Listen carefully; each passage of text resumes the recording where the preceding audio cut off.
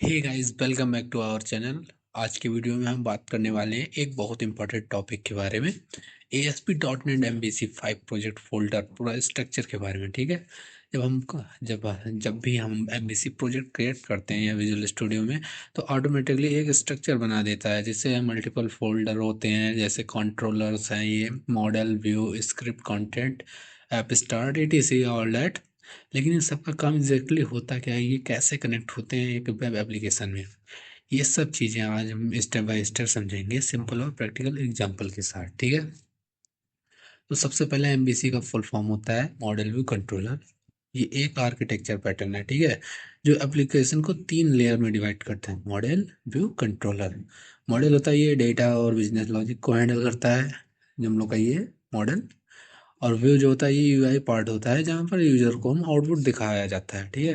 और कंट्रोलर ये दोनों के बीच का एक ब्रिज है, यूजर से रिक्वेस्ट लेता है और मॉडल के डेटा को प्रोसेस करता है, और व्यू में ये रिजल्ट भेजता है। इस सेपरेशन से कोड मेंटेन करना और डिबग करना इजी हो जाता है। ठीक है। तो सबसे पहले हम चलते हैं कंट्रोलर फोल्डर में। प्रोजेक्ट के सबसे पहले इंपॉर्टेंट फोल्डर है कंट्रोलर। इस फोल्डर में सारी कंट्रोलर फाइल होती है, जिनके नाम के एंड में कंट्रोल लगता है। जैसे मैं आपको शो करके दिखाता हूँ, ये देख सकते हैं होम कंट्रोलर है ना। कोई भी फाइल होगी, आपको लास्ट में कंट्रोलर आपको लिखना रहता है, उसमें लगाना ही पड़ेगा।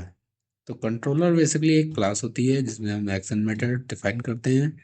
ये मेथड रिक्वेस्ट हैंडल करते हैं और जो व्यू होता है उसको रिटर्न करते हैं। ठीक है। जैसे मैं आपको ये होम कंट्रोलर ओपन करके दिखाता हूँ कैसे क्या होता है यहाँ पे। ये देख सकते हैं पब्लिक एक्शन रिजल्ट इंडेक्स, ये हमारा व्यू पे फोल्डर है। ठीक है। ये व्यू यहाँ हम लोग शो करेंगे। अभी आप लोगों को कोई टेंशन नहीं लेगी, एक्शन रिजल्ट क्या है, ये पब्लिक क्या है, मैं आपको ये बताऊंगा आगे। लेकिन अभी आप इतने समझ लो बस। ये जो इंडेक्स है, ये यहाँ से ले रहा है डाटा और रिटर्न कर रहा है कहाँ पे, कि इंडेक्स पे जाओ, इंडेक्स व्यू ओपन करो, व्यू करो। ठीक है। इतना समझ लो आप बस। अब हम लोग आते हैं मॉडल फोल्डर पे। इसमें हम अपने एप्लीकेशन के डाटा स्ट्रक्चर और बिजनेस लॉजिक को डिफाइन करते हैं। ठीक है। एग्जांपल के जैसे एम्प्लॉय का डाटा स्टोर करना है, तो हम एक मॉडल बनाएंगे उसमें, जैसे होता है पब्लिक। अभी तो इसमें कुछ होगा नहीं, मैं और ना ये आपको मैं बनाऊंगा आगे कैसे क्या करना है। बस आप इतना समझ लो, ये जो हम लोग का डाटा बेस होगा वहां से डाटा ये लाएगा। ठीक है। मॉडल मॉडल वहां से डाटा लाएगा कंट्रोलर से, उसे कैसे कितना डाटा भेजना है, कौन सा भेजना है, वो सब चेक कर लेगा। ठीक है। अब बात करते हैं वेब फोल्डर की। ये एक फोल्डर प्रोजेक्ट का UI पार्ट हैंडल करता है। ठीक है। हर कंट्रोलर के लिए एक सब फोल्डर होता है। हर कंट्रोलर के लिए एक सब फोल्डर होता है। जैसे अगर तुम्हारे पास होम कंट्रोलर है, ठीक, तो व्यू में एक फोल्डर होगा होम। जैसे मैं आपको शो कराता हूँ, एक सेकंड। देखा, होम है नहीं। तो व्यू में एक फोल्डर होगा होम, ठीक है, जिसमें हम लोग इंडेक्स और अबाउट शेयर ऐसी फाइल मिलेंगी। जो मैं वो भी आपको शो कर रहा हूँ, ये भी देखा ना, ये इंडेक्स है, ये यहाँ पर अबाउट एक्स है। ठीक है। जब हम होम के अंदर जाएंगे तो आपको इंडेक्स भी मिलेगा, अबाउट भी मिलेगा। ठीक। तो ऐसे होता है ये जो लिखा नहीं है यहाँ पे CSHTML, ये रेजर सिंटेक्स यूज करती है, जिसमें हम HTML और C# दोनों के कोड लिख सकते हैं। तो इसलिए इसे CSHTML लिखा जाता है। ठीक है। इसे हम डायनेमिकली डाटा शो कर सकते हैं, जो मॉडल से आता रहता है, सब कुछ इसमें कर सकते हैं। नेक्स्ट फोल्डर है ऐप स्टार्ट। ये देख सकते हैं आप, ऐप स्टार्ट। इस फोल्डर में एप्लीकेशन के स्टार्टअप कॉन्फ़िगरेशन फाइल होती है, जैसे राउट कॉन्फ़िग मैं आपको ओपन कर रहा हूँ, ये यहाँ पे शो होता है। राउट कॉन्फ़िग दिख रहा है, फिल्टर कॉन्फ़िग, बंडल कॉन्फ़िग, ये तीनों यहाँ पे होती हैं फाइलें।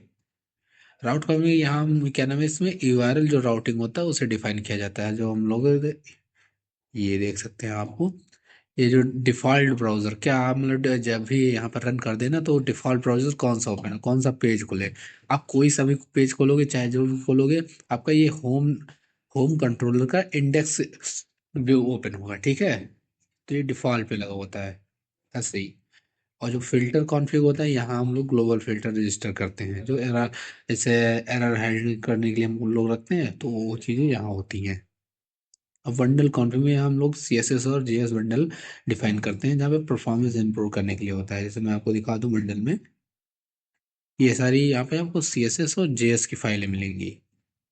और फिल्टर में ये हैंडल, एरर हैंडल के लिए होता है यहाँ पे। अब आपको लेके चलते हैं, इसे मैं बंद कर देता हूँ, ज़्यादा सही रहेगा। अब आते हैं हम कंटेंट कंटेंट फोल्डर पे। ये फोल्डर मेनली सीएसएस फाइल्स को रखती हैं, इमेज रहती है इसमें, आइकन्स और थीम स्टोर करते हैं, जैसे bootstrap dot C S S, site dot C S S, images, ऐसे ही बेसिकली यहाँ प्रोजेक्ट के सारे स्टैटिक डिजाइन मटेरियल होता है, ठीक है। और ये स्क्रिप्ट फोल्डर, स्क्रिप्ट फोल्डर में जहाँ हमारी जावा स्क्रिप्ट और जेक्वेरी फाइल रखी जाती है, ये क्लाइंट साइड इंटरएक्टिविटी हैंडल करती हैं, जैसे form validation, animations, AJAX, calls, etc, all that. जैसे जैसे एग्जाम्पल ले लो आप, जेक्वेरी की फाइल है, बूटस्ट्रैप डॉट जेएस है, कस्टम डॉट जेएस है, ये सारी चीज़ें यहाँ पे होती हैं। ये एक है ऐप डाटा फोल्डर, मैं भी ओपन करके दिखा रहा हूँ आपको।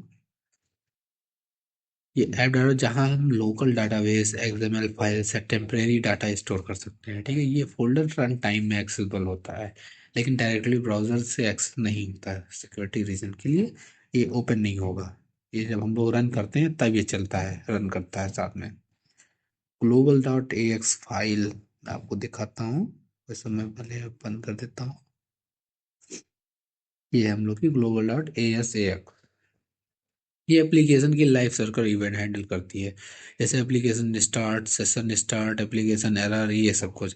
जब एप्लीकेशन स्टार्ट होती है तो सबसे पहले global dot A S A x event he trigger होते हैं, तभी कुछ ओपन होता है।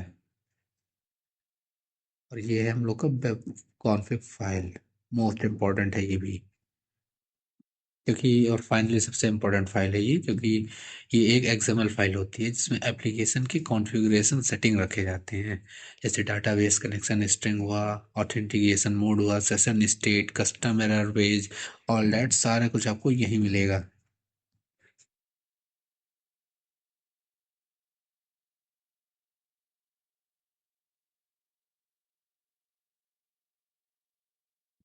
तो सो अब आप लोग एक स्टार्ट फ्लो समझो। यूजर ब्राउजर में यूआरएल लिखता है, होम इंडेक्स, रिक्वेस्ट कंट्रोलर में जाती है, होम कंट्रोलर में, उसके बाद इंडेक्स में वो आता है, उसके बाद कंट्रोलर मॉडल से डाटा लेता है, ठीक है, समझ रहे हैं आप ना। कंट्रोलर मॉडल में जाएगा और वहाँ से डेटा लेके उठा के लाएगा, और उस डेटा को व्यू में पास करता है, ठीक है।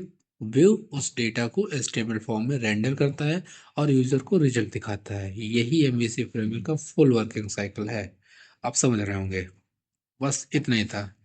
तो दोस्तों ये था complete explanation of ASP dot net MVC 5 project folder structure का।